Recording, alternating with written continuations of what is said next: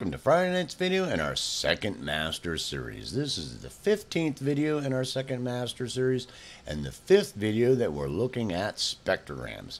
So tonight I wanted to deal with a very pertinent issue. Now as we go through and we start getting into analyzing processors, basic processors and effects and things like that, we'll be reevaluating them from the spectrogram also.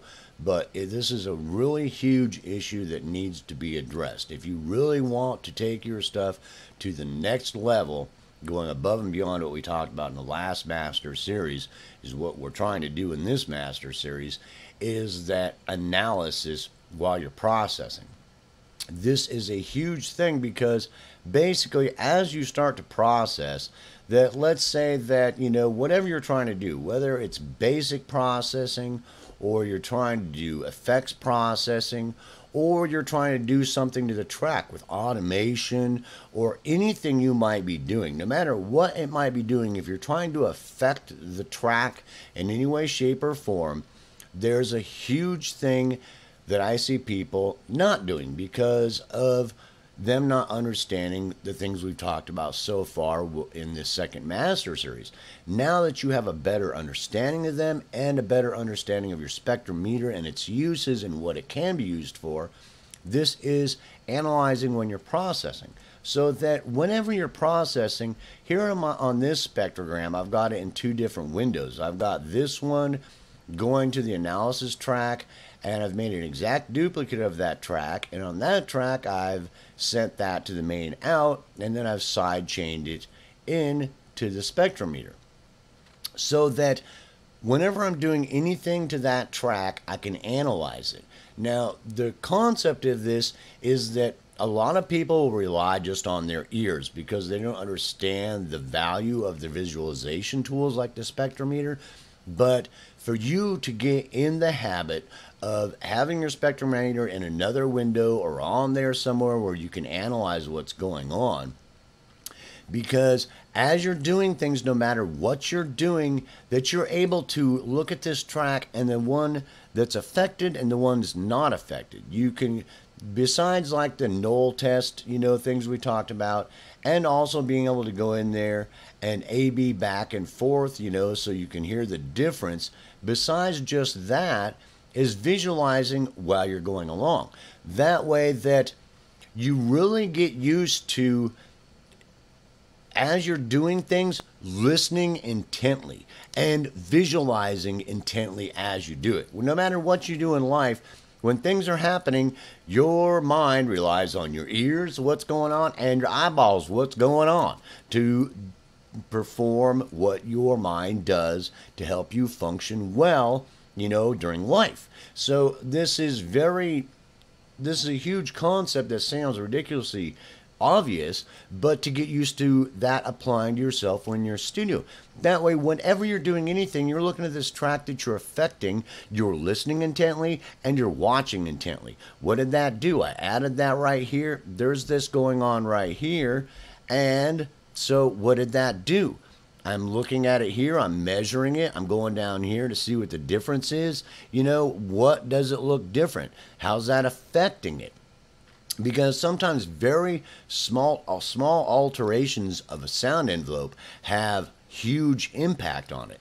Sound is very complicated and it's very complex, especially something like a vocal transducer, your voice, that there is very complicated and there is lots of stuff going on, bro. I mean, tons of things happening. And so you really getting used to that because as you go along and as you do things, the more you do it, the more information you're going to get and the better you're going to be at doing the type of any type of processing that you do, because you will eventually, besides just hearing it, visualizing it while you're doing it is going to help you to understand. No, I know I just added that process in there and it did something to these harmonics over in here. or my tail end down here, I'm getting hiss up here now, or I'm getting some low end rumble, or it adds some harmonic distortion, or it started boosting, some certain harmonic that I know is in this sound envelope that's normally at this kind of levels, but it's adversely affecting it when I'm trying to do, changing the sound, because a lot of times when you're just listening to the ears, you're groping around in the dark. You can't see nothing. All you can do is visualize it. You're like a blind person. And so, trying to base everything on hearing, which is ridiculous when you have eyeballs. So as you get used to, every time you start processing or adding effects and things like that, you really get used to seeing it. That way, as you get better at it and as you do it more and more and more, to where when you're going through anything, is that you're listening and you're visualizing. That way they work together really well, so that you get used to seeing things. You'll hear things happening, you'll go find the problem. That's what's happening. That one's getting boosted a little bit. Not much, but I can hear it. It's not much, but I can hear it. As you get used to that, it'll start becoming real apparent that your processing will get better, because then you start zeroing in on things. Instead of doing such broad strokes with your paintbrush, it causes you to really micro-analyze things to where you do a much better job, because all of a sudden you're seeing this hump here all of a sudden got boosted. And sometimes it doesn't take much, and it's really hard to see. You got to get in there and go, well, it's about there at that frequency centered, and here now it's dropping, or it's shifted, or it's causing some modulation, or who knows what it might be doing.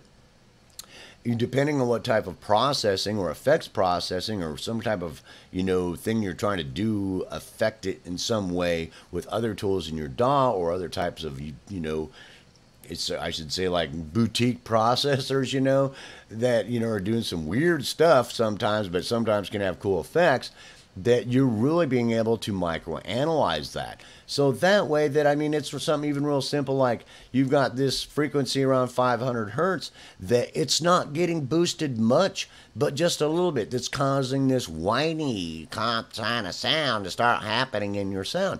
And all of a sudden you realize, well, I need to stop that. I attenuate it a little bit. Now, your heavy metal song or your reggae song doesn't sound like a honky-tonk bar. And I know that sounds funny, but sometimes it doesn't take much. And the better you get at seeing it whenever you're doing anything, the better your processing is going to get.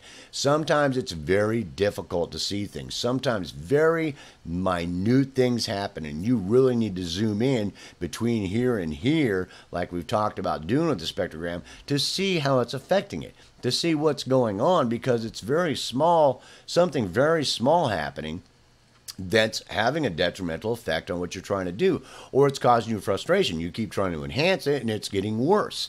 Does that make sense? And it also can help you to understand when you're doing processing. The old adage is, you're using too much, it's just like you're doing too much. By the time you get done with all your processing, it doesn't sound, it sounded better without you doing nothing to it, bro, because you really just screwed it up, because you have no idea what you did to it, and you just kept adding stuff, and pretty soon it's garbage. And keep you from doing that. So you're really looking for small things happening and only doing what you have to do. There's an old adage that you only use processing you need to get done what you want to do. That doesn't mean that just because you've got a whole box full of plugins, that you're going to use them. You only use them when you need to. If you don't need to, you don't. And you use them for very specific reasons to getting certain things done. And most of the time, that isn't heavy. That's normally light to maybe middle of the road usage of them, but rarely heavy, unless you're like using reverb to get like this echo hall effect, something that's going on there.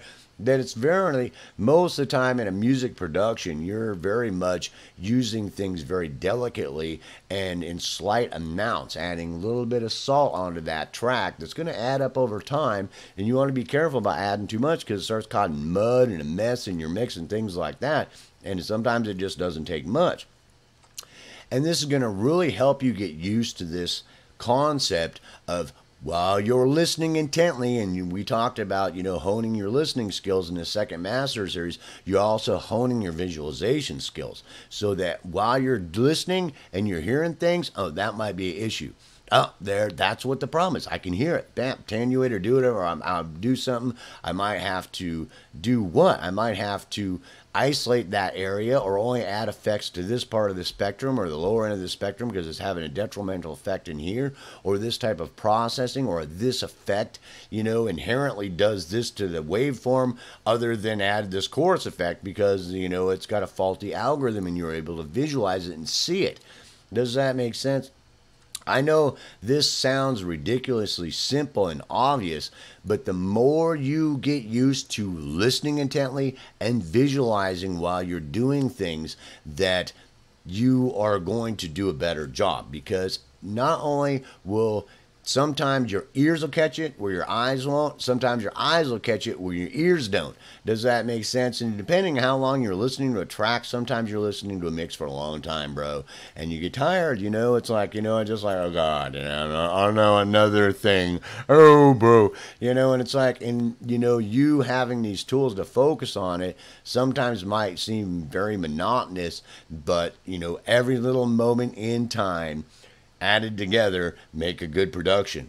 Any one of those moments you neglect is another step towards a bad production. And your spectrum analysis tools, and you getting used to that, that workflow, that you're visually analyzing it, visualizing it, and listening to it really intently so that they work really well together for you to see what you're doing.